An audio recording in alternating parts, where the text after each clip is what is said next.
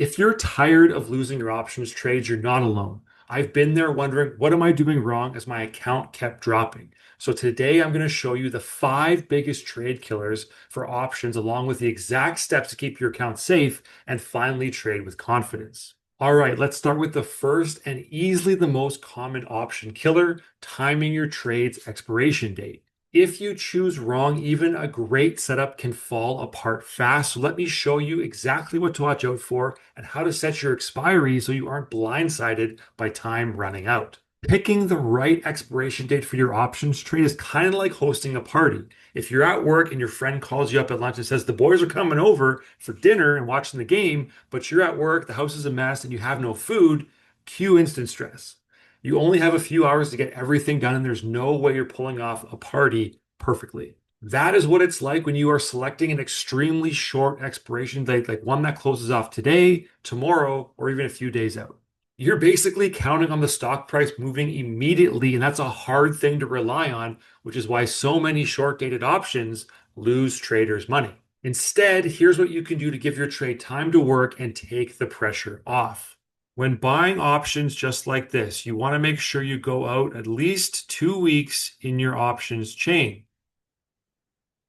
The price to buy the contract will be higher the further you go, but that's just the cost of buying time for the trade to work. If you can go out 3 or 4 weeks, that's good as well. Just make sure you're not using too much cash in your position, something that we'll cover later in this video. When selling options, which is my preferred strategy, start your search 4 to 6 weeks out in the expiration date range. This will get you paid more and give you peace of mind knowing that a quick move against you at the start of the trade won't blow up your position. But even with better expirations, you need to watch how much cash you're putting into each trade. Otherwise, you could be risking way too much for your account size. I'll show you how to manage that next. There is a simple framework that I use to limit the amount of cash to put into every options trade. It's called the 1-3-5 rule, and it'll keep you from risking too much and stop you from needing to refresh your phone to check your position every 10 minutes. Here's how it works. Take your account size, let's say $15,000. For low risk, just use 1%. So we go 1% times 15,000. That's how much you're going to have for a trade. For medium risk, bump that up to 3%. And for max risk, if you're feeling super confident, go 5% of your total account size. And that's the limit you place for each trade. Now, this rule scales with your account, so you can just swap in your numbers to get these values. Here's what it looks like with a $60,000 trading account. Now, this is the best part. You can match your confidence to your risk. Not so sure about a trade, stick with the 1%. Pretty confident, go with 3%. And if you're super bullish and it's a slam dunk, go for 5%, put that max trade on, but use it sparingly only in the best of trade setups. Following the 1-3-5 rule will give you more shots at making winning trades and protect you from big losses. But even the best risk framework can't save you if you don't have a solid entry and exit plan. So next, I'll show you why having a trading plan is a non-negotiable. If you walk into a gym for a workout without a plan, it's a recipe for wasted effort. You wander around, you do a few sets here, some curls there, hop on the treadmill, push some random weight. You'll sweat, but you probably won't see any meaningful results. Worse off, you could hurt yourself if you don't do things properly. Trading without a plan is no different. If you don't have a clear reason for entering and exiting trades, you're just winging it. And sometimes you'll get lucky, but most of the time you'll lose. That's why you need a trading plan. So before placing any options trade, make sure you can answer the what, the where, and the how.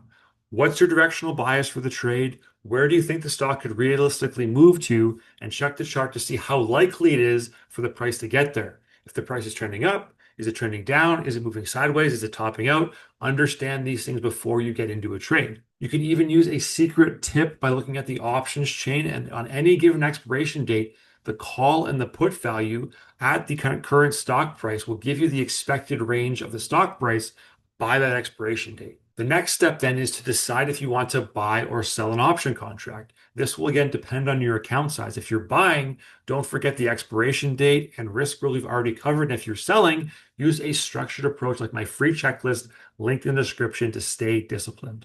Once you've got your plan, enter the trade and let it play out. If you've sized your position properly and managed your risk, You won't need to babysit. And on the exit side, take profits once the stock hits a price level you noted on your chart and set a stop loss so that you don't lose 100% of the cash in trades that move against you. Now, even with a solid trading plan, there is another trap that will quietly drain option traders: ignoring the calendar. Missing calendar events is like trying to grab an Uber in a big city during a sold out concert or sporting event. Suddenly, the streets are packed, wait times shoot up, prices surge, and you're left scrambling. That's exactly what happens in the markets around big economic events.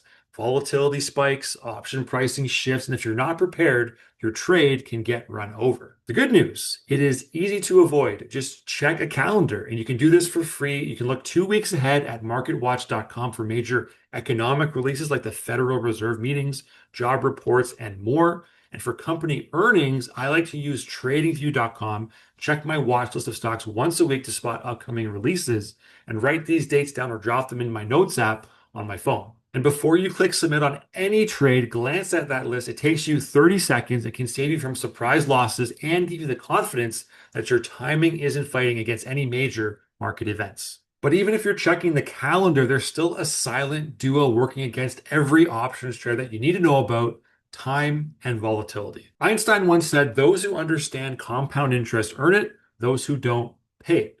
With options, it's the opposite. Time decay and volatility are like compound interest in reverse. If you don't understand them and manage them properly, they will eat away at your trades day by day. Time decay is how options lose value as each day passes. It's great for sellers. Each day chips away at the contract price, but for buyers, it's usually the enemy unless you buy contracts further out in time to slow down the bite. Volatility is the second factor, and it just determines how much a stock price is going to move around day to day. Buyers should look to load up when volatility is lower, buying cheaper options, while sellers want to strike while volatility is a bit higher so they get paid more. But beware, extreme volatility can wreck either sides of trades if you're not prepared. Here's how to stay on top of your trades from a volatility perspective. Watch the VIX or the VIX, the market's fear gauge. 15 to 20 is a normal range, but anything outside that means things are getting a bit unusual. And you can also check a stock's individual 52-week volatility rank to see if you're buying or selling at a good level compared to the past year. Now, understanding these forces turns an invisible risk into a visible opportunity, but ignore them and they will slowly bleed out your trades. So you've just learned how to dodge the 5 biggest killers of options trading, and you're already ahead of most new traders. But if you want a simple checklist for selling options the smart way, make sure to grab my free options selling guide. It's linked right below this video. And if you're ready to put all of this into action, don't miss my next video where I'll walk you through step by step how to get started trading options right from your iPhone. Click over and let's get you going by making your first trade with confidence.